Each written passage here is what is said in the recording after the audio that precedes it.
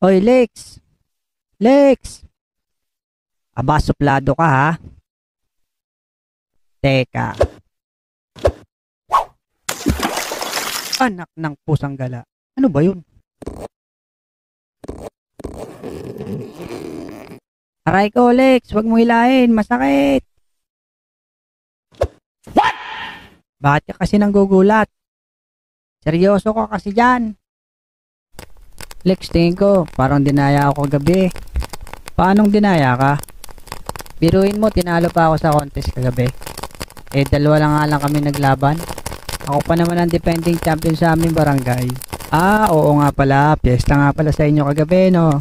Kaya pala may pa-contest. Eh, ano ba pinaglabanan nyo? At ikaw natalo pa doon. Pasama ang lalaki.